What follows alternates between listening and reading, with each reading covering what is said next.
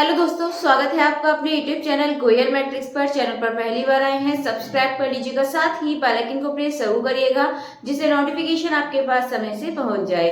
तो जैसा कि आपको पता है, मैंने काफी सारे 10-10 करके बहुत सारे क्वेश्चंस आपको करा दिए हैं एंड उनके आंसर आपने कमेंट बॉक्स में बताए थे। तो आज भी आपके 10 क्वेश्चंस रहने वाले हैं, इनके आंसर्स भी आप कमेंट बॉक्स में बताना।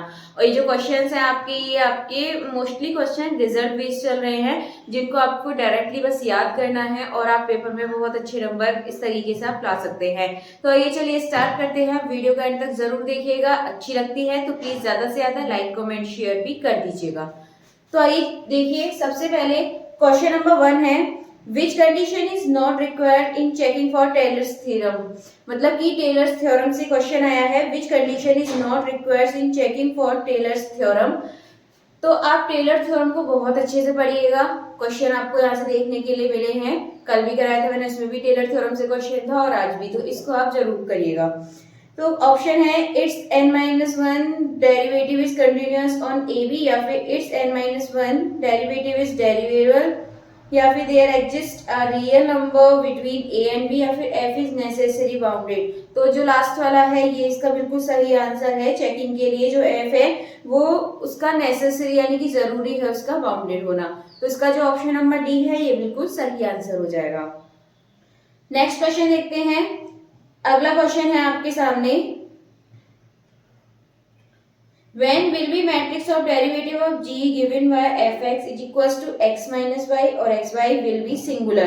आप बताना है अगर ये सिंगुलर है तो इफ कब होंगे ये सिंगुलर, ठीक है, किस कंडीशन पे। तो सिंपली आपको कुछ नहीं करना, आप फंक्शन उतारिए। आपका पहला है आपके पास x y एंड दूसरा है आपके पास x माइनस वाई और एक्स वाई, ठीक है। मतलब कि ये फंक्शन है आपके पास एक्स माइनस वाई और एक्स वाई। तो आप एक काम कीजिए, इसको मान लीजिए f1 is equals to X minus Y और ये हो जाएगा आपका f2 is equals to X Y. अब डायरेक्टली करेंगे इसको। सबसे पहले यहाँ पे करना है आपको f1 का x के लिए डेरिवेटिव यानी कि 1 आएगा, फिर यहाँ पर f1 का करना है y के लिए तो -1 आएगा। अब f2 के लिए करेंगे x का, फिर y का, तो x का करेंगे तो y मिलेगा, y का करेंगे तो x मिलेगा। अब आप इसको सिंपली सॉल्व कीजिए और सिंगुलर है ना तो इज इक्वल्स टू में 0, तो x और ये minus minus plus y is equals to 0, x is equals to -y। आपको यहाँ से आंसर मिल जाएगा। इसका मतलब option number B x is equals to -y, ठीक है, इसका सही आंसर हो जाएगा। अगला नेक्स्ट क्वेश्चन है, while finding maximum value of a function what will we get in the case its second derivative becomes 0। तो ऑप्शन है we get maxima eight the point, या फिर we get minima at the point, या फिर we get possible inflection point, या फिर we get both maxima and minima. आपसे बोला है कि by finding maximum value of a function, जब फंक्शन की वैल्यू मैक्सिमम वैल्यू फाइंड करते हैं तो what will be get in the case. तो केस में हमें क्या मिलता है, इट्स सेकंड डेरिवेटिव बिकम्स 0।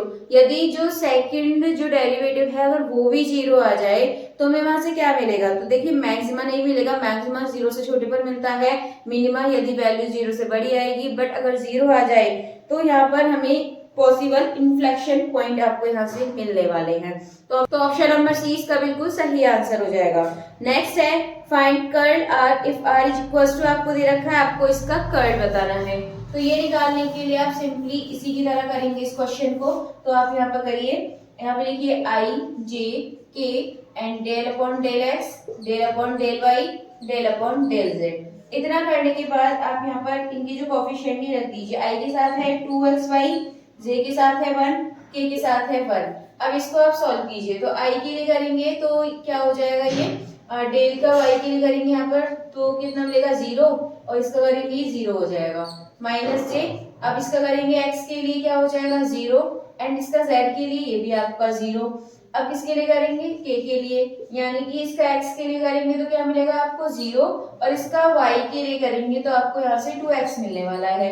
तो आप यहाँ से इसका यदि आंसर देखेंगे तो आपका सारे 0 हो गए, बस ये आपके पास -2x के ये बचा है। तो -2x के इसका बिल्कुल सही आंसर हो जाएगा। चलिए क्वेश्चन आपके हो चुके हैं।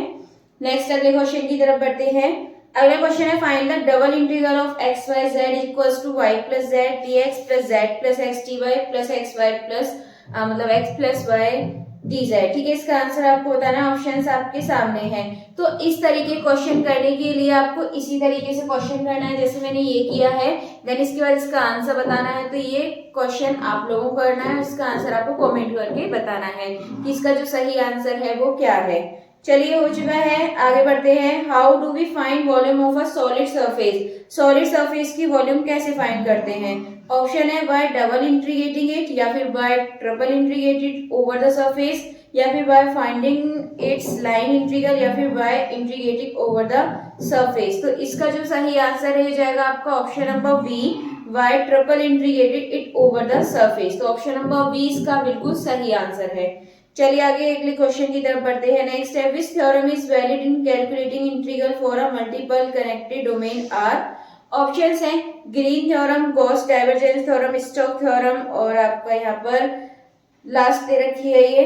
बट एक चीज आप ध्यान रखिएगा, आपको ये तीनों थ्योरम बहुत अच्छे से पढ़नी है, Green's theorem, Gauss divergence theorem and Stokes theorem. इन तीनों से क्वेश्चंस आपसे बहुत पूछे जाते हैं। जैसे ये तीनों हो गए, टेलर्स थ्योरम हो गई, कुछ ऐसे टॉपिक है मैं साथ में आपको बताते हुए चल रही हूँ, तो आपको इन्हें क्या करना है, देखना है बहुत अच्छे से। तो इसका जो ऑप्शन नंबर ए है ग्रीन्स थ्योरम, इसका बिल्कुल सही आंसर हो जाएगा। चलिए आगे बढ़ते हैं। The function which are present on one side of Green's theorem are of which kind. किस तरीके की होती है, यानी कि कोई भी फंक्शन जो प्रेजेंट होता है ग्रीन्स थ्योरम की एक साइड, उसको क्या बोलते हैं? कंटीन्यूअस पार्शियल डेरिवेटिव, या फिर कंप्लीट डेरिवेटिव, या फिर डिस्क्रीट डेरिवेटिव, या फिर ओनली पार्शियल डेरिवेटिव। तो इसका जो सही आंसर है हो जाएगा आपका option number A, continuous partial derivative. चलिए ये क्वेश्चन हो चुका है। नेक्स्ट अगला क्वेश्चन देखते हैं। ये आपका पिक द करेक्ट स्टेटमेंट, आपको इसमें करेक्ट स्टेटमेंट बताना है। ऑप्शन है every continuous function is Riemann integrable, या फिर every monotonic increasing function is not Riemann integrable, या फिर every continuous function is not Riemann integrable, या फिर if function is increasing in interval is not increasing in each of its सब interval. तो इसका जो ऑप्शन नंबर ए है ये इसका बिल्कुल सही आंसर हो जाएगा।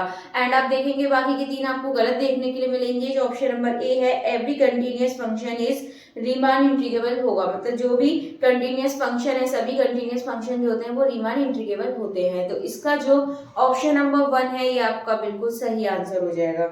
चलिए आगे बढ़ते हैं नेक्स्ट क्वेश्चन की तरफ। नेक्स्ट है every convergent improper integral is convergent, divergent, oscillatory, या फिर इनफाइनाइट। तो इसका जो आंसर है ये डायरेक्ट आपको याद रखना है, ये होता है आपका कन्वर्जेंट। ये याद करने वाली चीज है, इसमें समझने वाला कुछ भी नहीं है। चलिए आपके हो चुके हैं। तो जो ये 10 क्वेश्चंस थे वो मैंने आपको करा दिए हैं। एक क्वेश्चन मैंने आपको करने के लिए दिया है जो कि आपको इस तरीके से ही सॉल्व करना है, ठीक है? तो आप उसको करिएगा एंड जो भी उसका आंसर हो आप लोगों को कमेंट बॉक्स में बताना है। साथ ही 10 में से आपके कितने क्वेश्चन सही हुए हैं ये भी आपको कमेंट बॉक्स में बताना होगा। और अगर वीडियो अच्छी लगती है तो प्लीज ज्यादा से ज्यादा इसको लाइक, कमेंट, शेयर भी कर दीजिएगा। और मिलते हैं चलिए हमारी नेक्स्ट वीडियो में आगे की न्यू क्वेश्चंस के साथ।